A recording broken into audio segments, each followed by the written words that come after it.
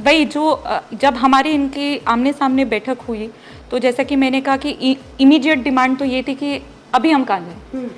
तो क्योंकि गवर्नमेंट के पास शेल्टर होम्स होते हैं जिनको हम रैन बसेरे कहते हैं हिंदी में, तो शेल्टर होम्स हमारे पास थे, पास में ही हमारी इंदिरा रसोई चल रही थी। तो हमने कहा बिल्कुल आप हमारे गेस्ट हैं, आप जैसे मैंने मैं आपके भी रक्षक हूँ उनके भी रक्षक हूँ, तो मैं आपके भी इंटरेस्ट को उतना ही प्रोटेक्ट करूँगी। और तुरंत ही हमने उनकी बढ़िया खाने पीने की व्यवस्था करी और पिछले 7 दिवस से हमारे यहाँ पे ही वो रह रहे हैं और हमारे यहाँ ही हम 3 टाइम का उन्हें खाना दे रहे हैं, 2 टाइप का चाय दे रहे हैं।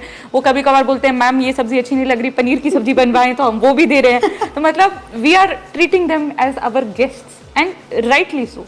हम उनके लिए भी उतने ही जिम्मेदार हैं। और जो उनका तीसरा था कि मैम अब हमारा आगे क्या होगा, हमारा क्या भविष्य है, हम पाकिस्तान से अगर आए हैं तो हम यहाँ कुछ सपने लेकर आए हैं, तो अब हमारा क्या। ठीक है हम अतिक्रमी थे, आप भी अपने रूल से बाउंड हो, आपने हमें हटाया, पर अब हमारे लिए आगे क्या।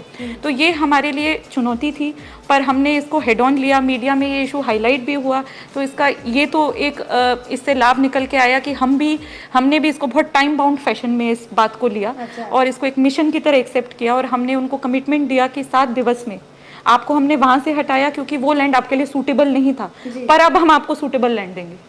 और उसके बाद आपने ऐतिहासिक फैसला कर दिया। बिल्कुल। तो जहां 7 दिवस हमने कहा अब आप बैठो, खाना पीना करो, रेस्ट करो, now we will take over. तो हमने हमारी यूआईटी टीम 7 दिवस लगी, हमने काफ़ी सारे लैंड्स देखे। इनके कुछ रिप्रेजेंटेटिव्स थे, जैसे जो हमारा एनजीओ है सीमांत लोक संगठन हिंदू सिंह सोडा जी से आप भी वाकिफ़ हैं, वो भी हमारे साथ जुड़े रहे। तो उनके भी लोग हमारे साथ रहे कि हमने कहा कि भाई हम फिर से लैंड कोई चिन्हित करेंगे तो आप बोलोगे ये तो हमें पसंद नहीं आ रही है, ये तो ठीक नहीं है, तो आप लोग भी हमारे साथ ही रहो। आपको 4-5 ऑप्शंस दिखाते हैं, फिर जिसमें आपको अच्छा लगेगा we will go for it. Option दिखाया आपने लोगों को? Yes, wow. हमने कहा कि हम अपनी तरफ से तो 4-5 प्रपोज करेंगे, अब जिसमें आप भी खुश, क्योंकि हम भी चाहते हैं कि आप अब यहाँ कुछ सपने लेके आए हो भारत में, तो आपके वो सपने साकार हों, आपको एक अच्छा वेलकम फील हो। ये नहीं कि अब आप मतलब बेसहारा हो तो ठीक है, एक पिटी वाली फीलिंग नहीं, आपको हम वेलकम फील कराएं।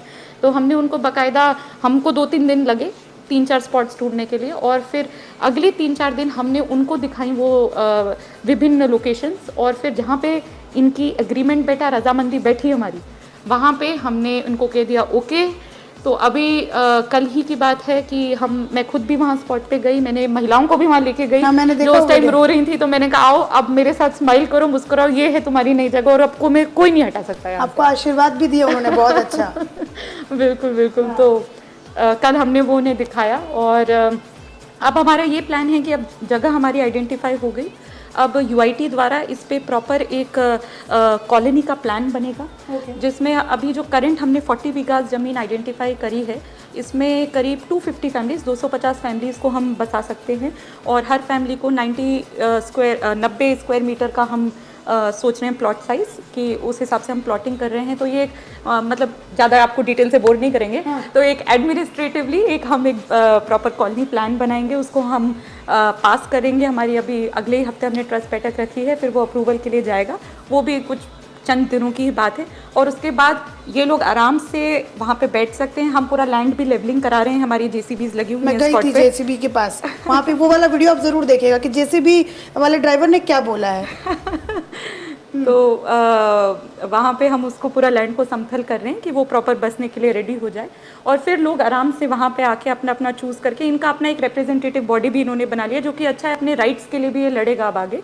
तो ये अपने हिसाब से सारे परिवारों को बिठा देंगे। और कितने दिनों में हो जाएगा ये? मुझे लगता है अब ये तो थोड़ी सी लंबी प्रक्रिया है, तो इसमें तो 1-2 महीना लगेगा। 1-2 महीना में लग जाएगा। हाँ। और ये होने के बाद ये कॉलोनीज पूरी रेडी कब तक हो जाएंगी? मतलब अब इसमें ऐसा है कि जिन लोगों को नागरिकता मिल गई है, तो वो तो हमारी वेरियस स्कीम्स है, क्योंकि अब तो वो गवर्नमेंट बोल रहे हैं, सॉरी, इंडियन सिटीजन्स बन चुके हैं। तो जैसे प्रधानमंत्री आवास योजना है, तो इसमें आराम से वो आवेदन करके पीएमएवाई से पैसा लेके इनको आराम से असिस्टेंस मिल जाएगा। जैसे हम किसी और भी उतने ही जो गरीब लोग हैं हमारा, वो भी यहाँ पे पीएमएवाई के घर बनवाते हैं अपने पीएमएवाई स्कीम का लाभ उठा के, तो सिमिलरली ये भी कर सकते हैं। बाकी ऑफकोर्स जो जो हमारे अभी सिटीजन्स नहीं बने हैं, वो सिटीजनशिप की वेटिंग में हैं, एंटिसिपेट कर रहे हैं, तो उनके लिए बहुत सारी संस्था में बहुत I am very happy to share, बहुत खुशी हो रही है कहते हुए कि बहुत सारी संस्था आगे भी आई हैं कि वो फाइनेंशियल हेल्प करेगी, क्योंकि गवर्नमेंट रूल्स में तो अभी ऐसा कोई अलग से फंड तो है नहीं कि उनके लिए हम कुछ अलग से कोई बजट प्रोविजन कर पाए। जैसे इसमें तो PMAY है जिनको सिटीजनशिप मिल गई, बट जिनको नहीं मिली है तो उनके लिए हम जन सहयोग से भामाशाह से हेल्प करेंगे कि वो भी अपना बना ले। और ऑफ कोर्स जिस दिन सिटीजनशिप मिली तो वो भी हमारे यहाँ आवेदन कर ले। उस तरीके से और आवेदन जैसे कर आपका सकते हैं। मकान बन गया या आपका वहाँ पे कुछ भी पोजीशन हो गया तो आप UIT के वहाँ पे पट्टे के लिए आवेदन भी कर सकते हैं। तो you have a clear land title deed, and I think वो सबसे बड़ा एम्पावरिंग चीज़ होती है कि हाँ मैं अब यहीं का हूँ और ये मेरा है लैंड। ये मेरा